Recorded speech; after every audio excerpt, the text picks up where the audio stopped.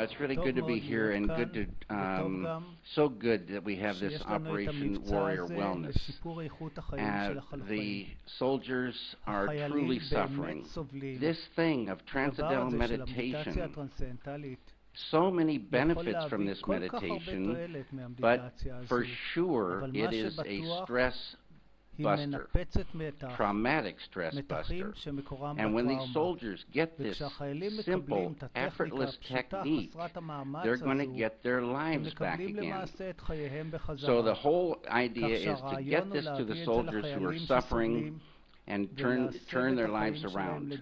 Thank you very much.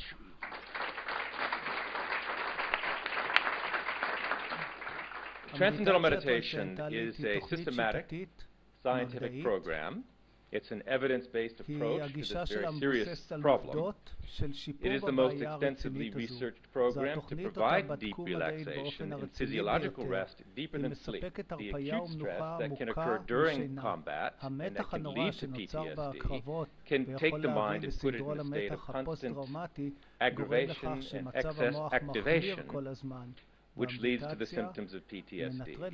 I was 17 on December 7, 1941, and I turned 18 on February 15, 1942, and I enlisted in the Army Air Corps to become an aviation cadet to fly fighter planes against the Japanese, whom I hated for what they did on December 7th. And on March 7th, 1945, I landed a P-51 with my squadron on Iwo Jima. The sights, the sounds, the smells, I still see as I stand here today. Early this year, I received a phone call from a young lady by the name of Lynn Clark, and she asked me a question. She said, "Jerry, do you know anything about military uniforms?" And I said, "Yes, why?" She said, "Dory committed suicide yesterday, and we want to dress his uniform, we want to put the medals on so he can be buried." I knew what soldiers suffered from, and that his death affected me deeply. And I also knew what the David Lynch Foundation was about. In one phone call, I asked, could we have a Veterans Division of the David Lynch Foundation? And instantaneously, the answer came back, yes. And this is the launch today of that foundation. We have the ability to teach young people who are suffering tremendously, and meditation can help them. So I appreciate the fact that David Lynch is launching Operation Warrior Wellness, and thank you very, very much. It is appropriate, I think, for TM to be implemented for PTSD. We have great research, as Dr. Hagelin alluded to. It's been studied in PTSD and been found to be effective, and it's effective in addressing all the little bits and pieces and components of PTSD. It's easy to do, easy to learn, effortless to perform. It's really a very suitable intervention. But a pound of, or rather an ounce of prevention is worth a pound of cure. The Army now is recognizing that soldier resilience is something that we want to promote, both among service personnel and their families and Department of the Army civilians and so forth.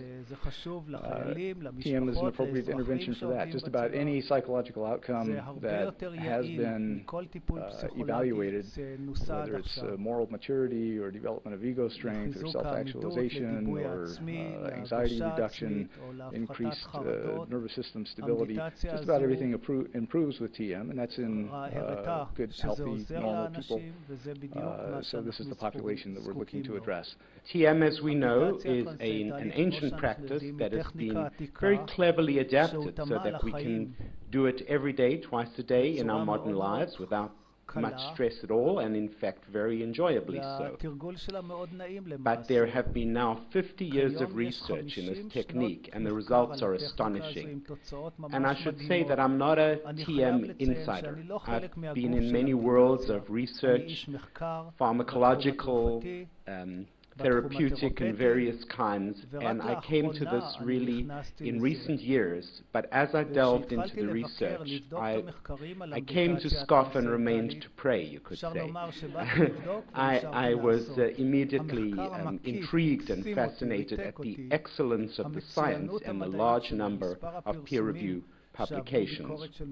As a psychiatrist, somebody who tries to treat people with medications and therapy, I am fully aware that they are far from perfect. The idea that we've got at our disposal this new approach that can, in a powerful and simple and profound way, help people, for the most part, on their own, without ongoing input by mental health professionals, I think is very exciting, especially in this era of diminishing resources. Thank you. The fame, the celebrity, the consumerism, the wealth, all of these things that pledge happiness but deliver so little of substance. And in learning about transcendental meditation, I found very quickly access to a deeper state of happiness, which is very profound and absolute. See, like as I said, I can only talk about my personal experiences. What it felt to me was like the dissolution of my idea of myself. Like I felt like separateness evaporated. I felt this tremendous sense of oneness. I find it. I'm quite an erratic thinker, quite an adrenalized person, and like, but what through meditation, I felt this absolute sort of beautiful serenity and selfless connection. You know, my sort of tendency towards selfishness, I felt like I felt that kind of exposed as a superficial and pointless perspective to have. I felt a very relaxed sense of oneness. I felt like I felt love, you know, sort of love for myself, but also love for everybody else. But now it felt absolute, without initiation or conclusion, a constant sense of absolute love between all of us. This is, for me, the beautiful thing.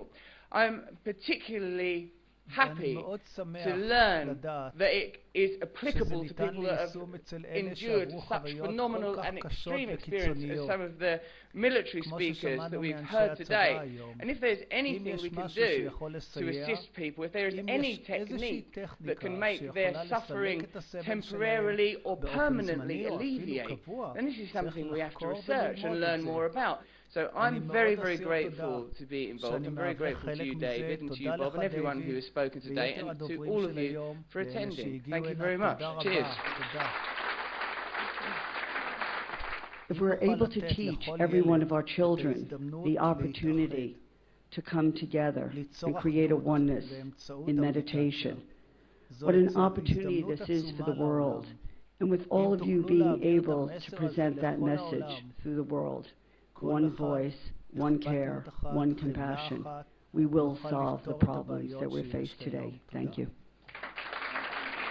And with your help, and the help of corporations and everyone across the country, and increasingly, hopefully, from the government, because we could save billions of dollars to the Veterans Administration, to the DOD, if we can help them address this extremely pervasive and pressing problem. So with a message I hope the press brings to the world, the support needed to accomplish the full result will be soon forthcoming. That's it for today. Thank you very much for joining us. Thank you very much to all of our panelists and support from everybody. Thank you.